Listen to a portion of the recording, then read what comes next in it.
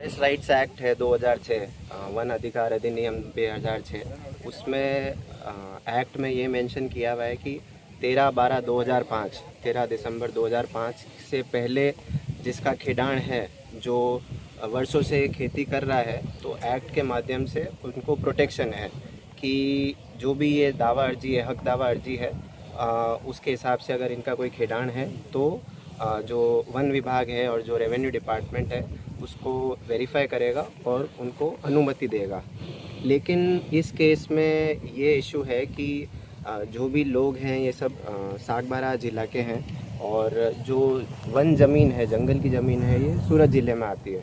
तो जो एक्ट का एक पर्टिकुलर सेक्शन है उसमें ये मेंशन किया है कि उस पर्टिकुलर गांव की जहां ये ज़मीन लगती है वहां के ग्राम सभा का ठहराव होना चाहिए, उस गांव की परमिशन होनी चाहिए।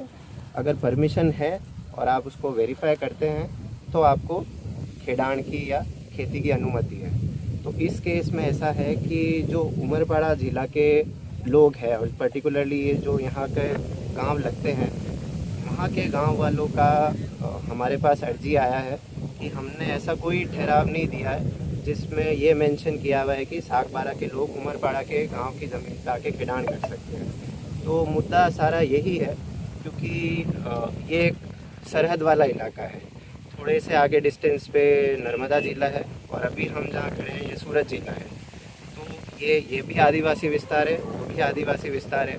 और हम जो आदिवासी एक्ट है, ये FRA एक्ट, उसके मुताबिक हम लोग काम कर रहे हैं और एक्ट के जो प्रोविजंस है उसके मुताबिक हमारा कार्यवाही चल रही है। खासतौर पे सर, ये जो आप एक्ट की बात करें, पहले जो राजपीपला जो पश्चिम जोन में ये गांव और सभी आकर जब जब चेंज हुआ उसके बाद से ज़मीन का मामला शुरू हुआ। गांव वाले कह रहे हैं इससे पहले हम लोग ये जो FRA के लैंड है वो खेती करते थे, तो क्या है पूरा मामला? हाँ, ये बात सही है कि ये पहले राजपीपला डिवीज़न में आता था, लेकिन अगर आप रेंज की बात करें, ये वड़पाड़ा रेंज लगती है, तो ये रेंज राजपीपला में भी यही रेंज थी, सूरत ज़िले में भी यही रेंज है। रेंज की बाउंड्रीज चेंज नहीं हुई है, रेंज की जो सरहदें हैं वो चेंज नहीं हुए हैं और गांव भी चेंज नहीं हुए। हमारे पास उसके नक्शे भी है, जो पुराने नक्शे हैं उसका भी हमारे पास प्रूफ है, जो सैटेलाइट इमेजरी है उसका भी हमारे पास प्रूफ है। तो ये जो बात है उसका कोई लीगल बेसिस नहीं है। सर खासतौर पे ये जो आप यहाँ पे इस तरह से जो एग्रीकल्चर लैंड जो है, जो उनका जो विवादित है, गांव वाले ये कह रहे हैं कि हमारा ही जैसा मामला उमरपाड़ा का है, उन लोगों को किसानी करने देते, हमको रोकते। तो एक्चुअली वो आरोप के ऊपर क्या है कहना? इसमें ऐसा है कि ये उमरपाड़ा का विस्तार है, ये जो सरहद है, तो उमरपाड़ा के जो लोग यहाँ पे खेती कर रहे हैं उनके पास उस ग्राम सभा का ठहराव है, मंजूरी है। तो और उस साइड के जो लोग हैं, सागबारा के लोग, तो उधर ऑलरेडी उनके जो ग्राम सभा है उनके पास ठहराव है। लेकिन ऐसा कोई ठहराव नहीं है जिसके अंदर ये मेंशन किया गया है कि उमरपाड़ा के जो ग्राम सभा है वो सागबारा ज़िले के लोगों को अनुमति दे, ऐसा कोई ठहराव नहीं है। तो जब तक वैसा कोई ठहराव नहीं आता तब तक हम किसी को भी आज्ञा नहीं दे सकते, परमिशन नहीं दे सकते इधर खेती करने। खासतौर पे सर ये मामला जो गांव के अब पॉलिटिकल भी काफ़ी हो चुका है, MP भी आपके सामने ही धरने पे बैठे हैं और उनके साथ विधायक भी है। तो आप क्या कहेंगे जो टेक्निकली तौर पे इस जगह के ये मामला अटका हुआ है, टेक्निकली तौर पे अगर देखा जाए तो किस तरह से ये मामला सुलझ सकता है? इसमें मामला बेसिकली दोनों साइड के ग्राम सभा का है।